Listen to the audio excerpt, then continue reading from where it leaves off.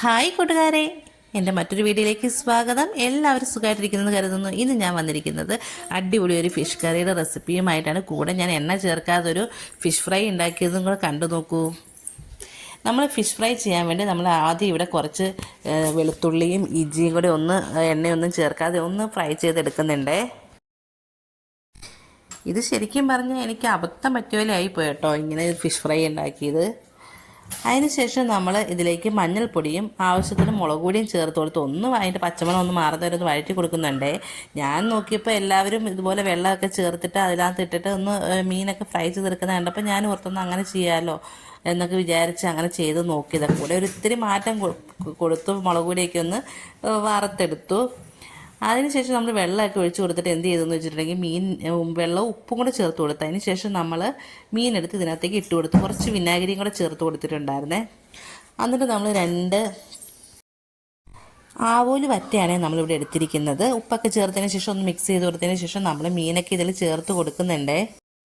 മീനൊക്കെ ഇട്ട് കൊടുത്തതിന് ശേഷം ഞാൻ ചെറിയ ലോ ഫ്ലെയിമിലൊക്കെ ഇട്ട് കൊടുത്ത് കുറച്ച് നേരം അങ്ങനെ വെയിറ്റ് ചെയ്തു കേട്ടോ. മീനിൻ്റെ മുകളിൽ നമ്മളുടെ ഈ അരപ്പൊക്കെ ഒന്ന് ഒഴിച്ച് കൊടുത്തതിന് ശേഷം ഒന്ന് വെയിറ്റ് ചെയ്തു കേട്ടോ. ഞാനിങ്ങനെ 3-4 വീഡിയോസ് കണ്ടിട്ടുണ്ട് ഇങ്ങനെ എണ്ണയൊന്നും ചേർക്കാതെ മീൻ ഫ്രൈ ചെയ്യുന്നത്. അപ്പം മുതൽ ഓർക്കുന്നത് ഒരു വട്ടം ഒന്ന് ചെയ്ത് നോക്കണമെന്നേ. എന്നിട്ട് നമ്മൾ ചെറിയ തീയിലൊക്കെ ഇട്ട് കൊടുത്ത് നമ്മളവിടെ വെച്ചിട്ടുണ്ടേ.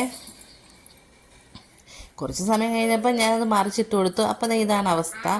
മറിച്ചൊക്കെ ഇട്ട് കൊടുത്തു. ആ ഒരു സൈഡിൽ നമ്മളുടെ ഗ്രേവിയൊക്കെ ഭയങ്കരമായിട്ട് കരിഞ്ഞ് അടിയിൽ പിടിക്കാൻ തുടങ്ങിയിട്ടുണ്ടേ. അത് കഴിഞ്ഞപ്പോൾ മീൻ എന്ത് ചെയ്തിട്ടുണ്ടെങ്കിൽ എത്ര നോക്കിയിട്ടൊന്നും ശരിയാവുന്നില്ല. അതിന് ശേഷം ഞാൻ എന്ത് ചെയ്തെന്ന് വെച്ചിട്ടുണ്ടെങ്കിൽ കുറച്ച് എണ്ണയും കൂടെ ഒഴിച്ച് കൊടുത്തു കേട്ടോ സൈഡിൽ. കാരണം അരപ്പ് അവിടെ ഇവിടെയൊക്കെ ഇങ്ങനെ കരിഞ്ഞ് പിടിക്കുന്നവരെ ഞാൻ സൈഡിൽ കുറച്ച് എണ്ണ ഒഴിച്ച് കൊടുത്തിട്ടാണ് ഞാൻ ഫ്രൈ ചെയ്തെടുത്തത് കേട്ടോ.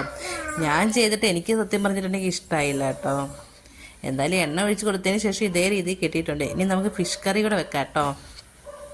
നമ്മളിവിടെ ആവോലി വറ്റയാണ് എടുത്തിരിക്കുന്നത്. ഇതൊക്കെ നമുക്ക് ക്ലീൻ ചെയ്തെടുത്തിട്ട് വരാം.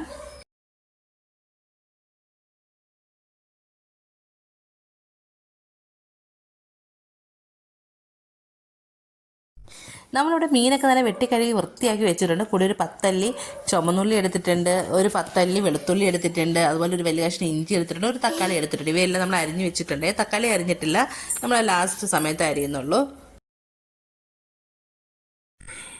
ഇപ്പം നമ്മളിവിടെ ചട്ടിയൊക്കെ വെച്ച് കൊടുത്തിട്ടുണ്ട്. ചട്ടിയൊന്ന് ചൂടായി വരുന്ന സമയത്ത് നമ്മളിതിലേക്ക് വെളിച്ചെണ്ണ ഒഴിച്ച് കൊടുത്തിട്ടുണ്ട്. അതിലേക്ക് നമ്മൾ കുറച്ച് ഉലുവ ചേർത്ത് കൊടുക്കുന്നുണ്ട്. വെളിച്ചെണ്ണയൊക്കെ ചൂടായതിന് ശേഷം വേണം നമ്മൾ ഉലുവ ചേർത്ത് കൊടുക്കാൻ. ഉലുവയൊക്കെ നന്നായി പൊട്ടി വന്ന സമയത്ത് നമ്മൾ കുറച്ചേറെ കറിവേപ്പില ചേർത്ത് കൊടുക്കുന്നുണ്ട്.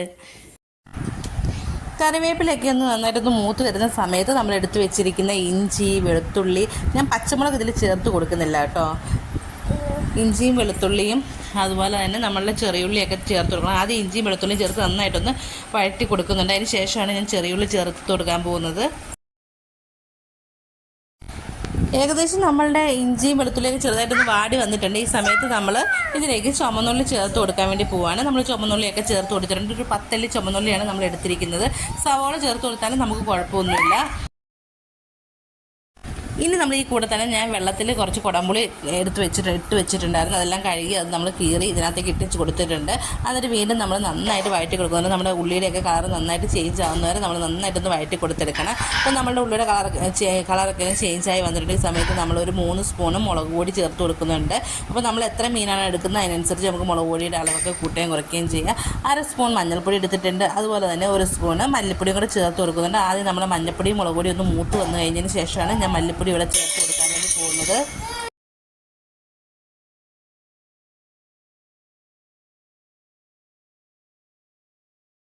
ഇപ്പം നമ്മളുടെ മുളക് പൊടിയുടെയും മഞ്ഞൾപ്പൊടിയുടെ ഒക്കെ പച്ചമുളകൊക്കെ മാറി വന്നിട്ടുണ്ട്. ഈ സമയത്ത് ഞാൻ 1 സ്പൂണ് മല്ലിപ്പൊടി ചേർത്ത് കൊടുക്കുന്നുണ്ട്. മല്ലിപ്പൊടി ചേർത്തതിന് ശേഷം വീണ്ടും നമ്മൾ ഒന്ന് വഴറ്റിയെടുക്കുന്നുണ്ട്. ഇനി നമുക്കിതിലേക്ക് ആവശ്യത്തിന് വെള്ളം കൂടെ ചേർത്ത് കൊടുത്തിട്ട് നന്നായിട്ട് മിക്സ് ചെയ്ത് കൊടുക്കാം. ഇനി ആവശ്യത്തിനുള്ള ഉപ്പും കൂടെ ചേർത്ത് കൊടുക്കണം.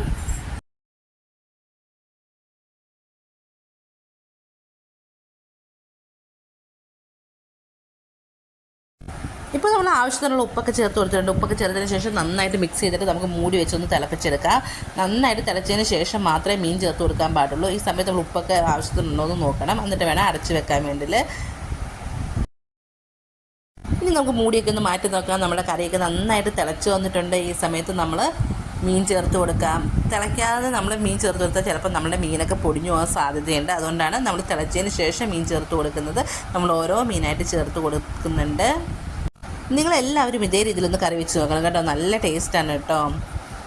പിന്നെ ശരിക്കും പറഞ്ഞിട്ടുണ്ടെങ്കിൽ മീനിന് എണ്ണയില്ലാതെ ചിലർ ഫ്രൈ ചെയ്യുമ്പോൾ ശരിയാവുമായിരിക്കും, ചിലർ ചെയ്യുമ്പോൾ ശരിയാവാത്തതായിരിക്കും. അങ്ങനെ അതുകൊണ്ടിട്ടായിരിക്കും കേട്ടോ എനിക്ക് ശരിയാവാതിരുന്നത്. അപ്പോൾ നമ്മൾ മീൻ ഓരോന്ന് നമ്മൾ ഇട്ട് കൊടുത്തിട്ടുണ്ട്. നിങ്ങൾക്ക് ഒരു വീഡിയോ ഇഷ്ടപ്പെടുകയാണെങ്കിൽ ലൈക്ക് ചെയ്യാനും ഷെയർ ചെയ്യാനും സബ്സ്ക്രൈബ് ചെയ്യാനും മറക്കരുത്.